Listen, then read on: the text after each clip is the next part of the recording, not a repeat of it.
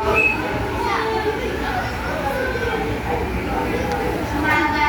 hapon po, Ma'am Charlotte.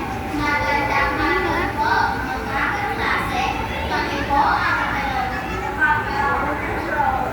naglalahad tungkol sa ang paglalakbay ng Magellan sa Pilipinas.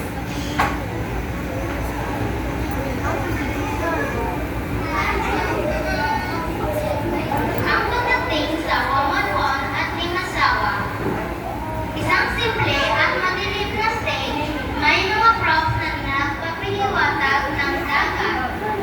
Magandang araw sa inyong lahat. Ako si Antonio Pinupita, isang manunulat na Italiano at kasama ang ekspedisyon ni Ferdinand Magellan. Nagsimula ang aming paglalakbay mula sa Espanya noong 1519 sa utos ni Haring Carlos P.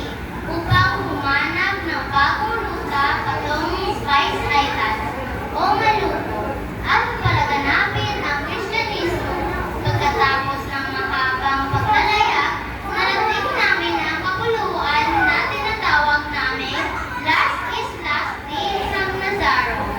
Pumasok si Magellan at kawalwat, tinitingnan nila ang paligid.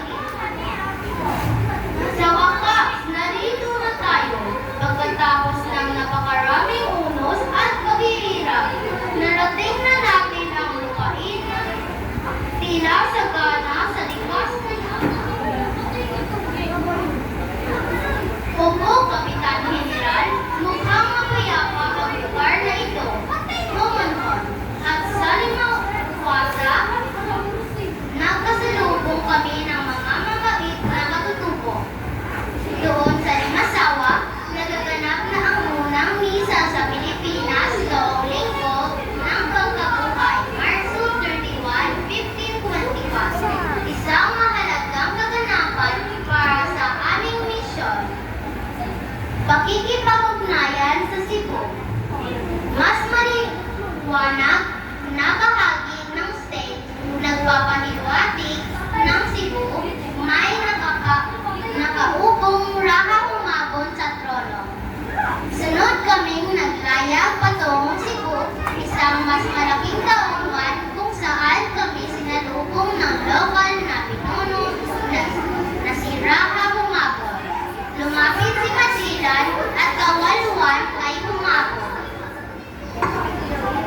Sino kayo, Ferdinand? Sino kayo? At ano ang inyong sadya sa aming kaharian? Dito sa Cebu, lahat ng dumarating ay kailangang magbayad ng buwis. Ako si Ferdinand Magellan, Kapitan General ng Hari Espanya. Sadya namin ay kalakalan at kapayapaan, hindi buwis. Nais namin maging magkakaibigan. Kung gayon, tinatanggap ko ang inyong pakikipagpagkaibigan. Kami ay handang makipagkalakalan. Mahusay bilang tanda ng ating kapatiran, isagawa natin ang sandubuan. Nagsagawa sila ng kunwaring sandubuan. Nais din naming ibahagi ang aming pananampalataya at Kristyanismo. Tinatanggap ba ninyo ito? Oo, Kapitan. Ako at ang aking tita ay nagpapatuloy niyan kasama ang aking mga tao. Pagbibahagi kami sa iyong lehendes. Libang-libong katutubo ang nagbibigay. Ibinigay ni Magellan kay Humabon ang Santo Niño bilang regalo sa pagiging Kristiyano. Ang pagdating sa hukot at libang sawa. Habang natutubay